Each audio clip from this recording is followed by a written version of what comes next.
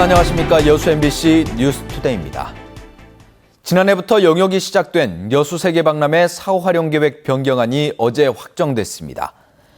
해양수산부는 박람회 시설 장기 임대 방안이 포함된 여수 세계박람회 사후 활용 계획 변경안을 정부위원회에서 의결했다고 밝혔습니다. 이번 변경안은 매각만이 가능했던 주재관 등 박람회 시설을 장기 임대로 변경하고 국제관 건물의 컨벤션 센터 외에 복합 상업시설이 들어설 수 있도록 했습니다. 한편 캠코 매각 시 전라남도와 여수시의 협의를 거치고 공공시설 유치를 명문화하는 등 지역사회에서 요구했던 조항은 결국 변경안에서 제외됐습니다. 여수세계 박람회재단은 지난 24일 올해 박람회장 방문객이 100만 명을 돌파했으며 이는 지난해 같은 기간의 70만 명보다 빠른 수준이라고 밝혔습니다. 재단은 해상 케이블카 등 주변의 관광시설에 관광객이 몰리고 국내 최대 해양어종 전시관인 해양동물체험전과 여수 테디베어 뮤지엄 등이 잇따라 열린 데 따른 결과로 분석하고 있습니다. 재단은 앞으로 2015 행복학교 박람회와 전국 해양스포츠제전 등 다양한 행사가 개최될 예정이라고 덧붙였습니다.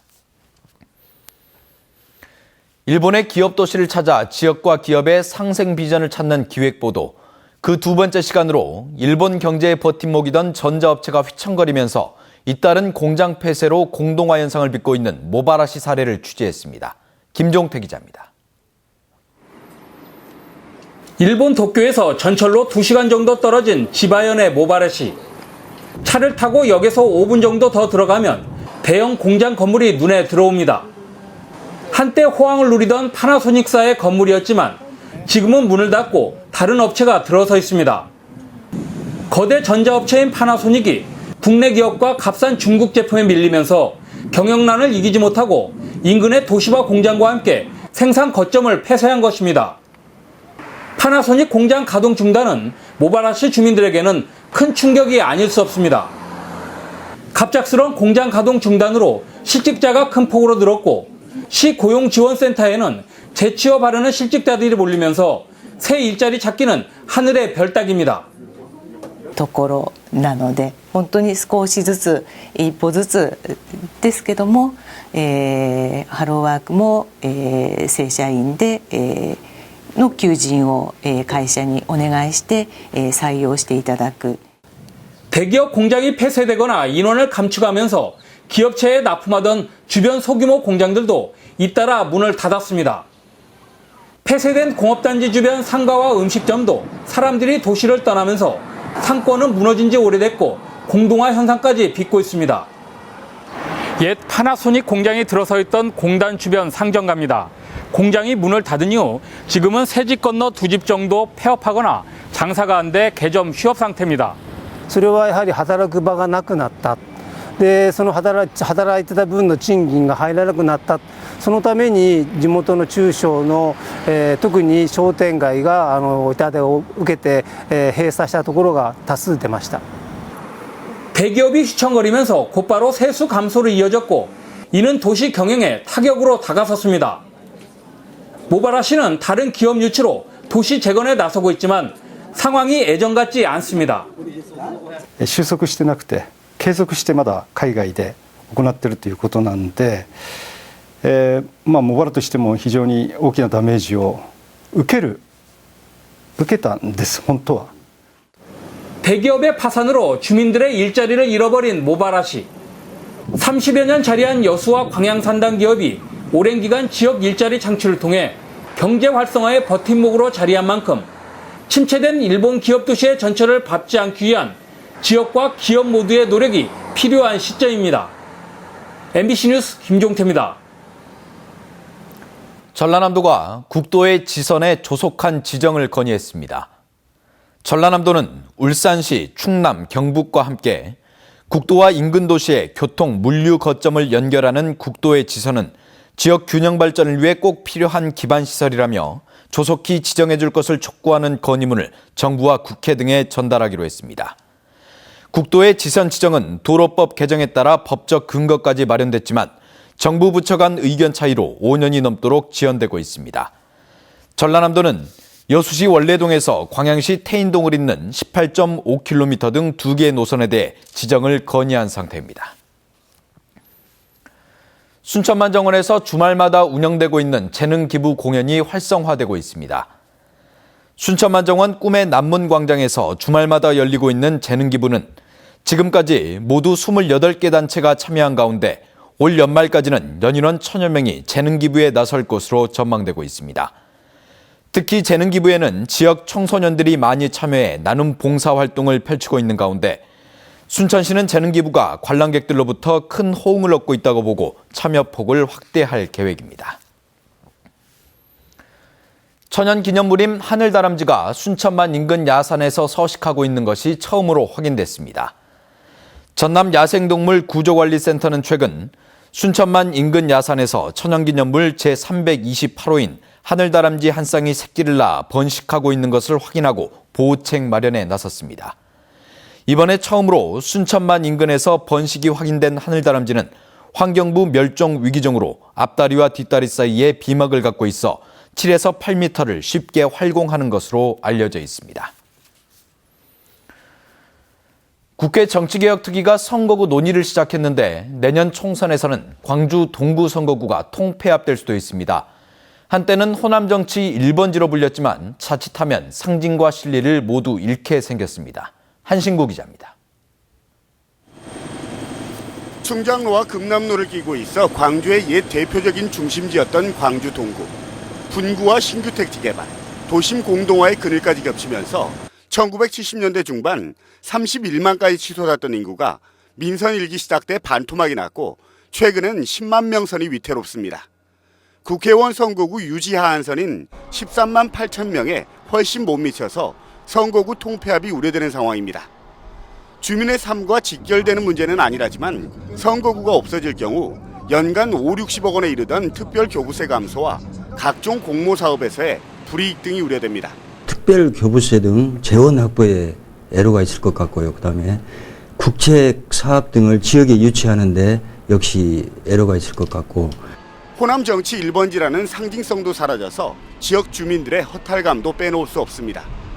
더욱이 구청장이 공직선거법 위반과 뇌물수수 혐의로 6개월 가까이 공석인 상태. 전임 구청장에 이어서 현 구청장까지 불명예 행정 공백 사태가 장기화됨에 따라서 문화전당 개관과 도심 재개발을 통해서 도약의 계기를 마련한다는 청사진에도 차질이 우려되고 있습니다. 문화전당과 관련하여 큰 틀의 그림을 그려야 할 때 단체장 공백으로 인하여 일에 큰 차질은 빚지 않을까.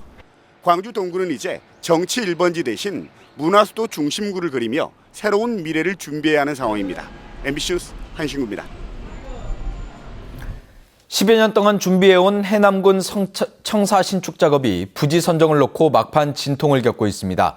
해남군은 더 이상 지체할 수 없다고 판단해 정면 돌파에 나서기로 했습니다. 문현철 기자가 취재했습니다. 신청사를 어디에 지을지를 놓고 주민들의 입장이 크게 엇갈리고 있습니다. 현 청사 부지를 주장하는 쪽은 500년 역사와 중심 3권임을 이유로 해남읍 외곽 이전 신축을 바라는 쪽은 중장기 해남 발전을 내세우고 있습니다. 군청 청사는 우리 땅끝 해남이라는 것들을 드러내고 알리고 국민들이 체감할 수 있는 지역의 상징성을 과감하게 드러내는 랜드마크로서 그러나 해남의 100년 대계와 후손들에게 남겨줄 수 있는 유산으로서 한 점 부끄러움이 없어야 한다고 생각합니다. 전문가 사이에서도 두 가지 안에 대한 장단점만을 비교 평가할 뿐 최적의 안을 제시하지 못하고 주민 혼선만 가중되고 있습니다. 시간을 끌수록 갈등과 분열만 부추기고 청사 신축 사업이 차질을 빚지 않을까 우려되는 상황입니다. 해남군은 이번 토론에서 논의된 두 가지 안에 대해 주민 설문조사를 실시하고 다음 달까지 어떻게든 결론을 내리겠다는 방침입니다. 주민 눈치만 살피다가 오랜 수건 사업을 무산시킬 수 없다는 절박감이 담겨 있습니다. 1968년에 지어진 해남군 청사는 비좁고 노후돼 건물 안전에도 심각한 문제를 안고 있습니다. 지난 10년에 걸쳐서 신축 기금까지 모은 해남군은 450억 원을 투자해 오는 2019년까지 청사를 새로 지을 계획입니다. MBC 뉴스 문현철입니다. 도로명 주소를 빙자한 금융 사기 행위가 잇따라 발생하면서 광양시가 각별한 주의를 당부하고 있습니다. 광양시는 최근 은행 상담원을 사칭해 금융기관에 등록된 집원 주소를 도로명 주소로 변경해야 한다고 설명하며 ARS를 활용해 주민번호와 계좌번호, 비밀번호 등 개인정보를 빼가는 신종 보이스피싱 사례가 발생하고 있다며 각별한 주의를 당부했습니다. 광양시는 금융사들이 도로명 주소 변경을 위해 고객들에게 일체 개인정보를 요구하지 않는다며 금융사기 예방을 위해 시청과 읍면동 민원창구에 안내문을 비치하고 주의사항을 안내하고 있습니다.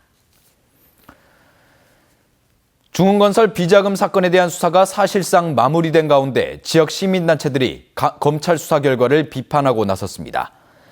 순천 지역 30개 시민단체 관계자들은 어제 광주지검 순천지청 앞에서 기자회견을 열고 이번 사건으로 고질적인 건설업계의 비리가 다시 한번 확인됐지만 검찰은 순천 신대지구 개발 사업 이후에 비자금 조성 여부는 밝혀내지 못해 수사의 한계를 드러냈다고 지적했습니다. 시민단체들은 또 검찰의 솜방망이 처벌에 실망스럽다며 불법 비자금의 출처와 사용처, 정치권 인사의 연루 가능성 등에 대해 철저히 수사할 것을 촉구하는 청원서를 청와대와 대검찰청, 광주고등법원 등에 제출했습니다. 수상 이력을 허위 기재한 혐의를 받고 있는 박병종 고흥군수가 결국 재판에 넘겨졌습니다.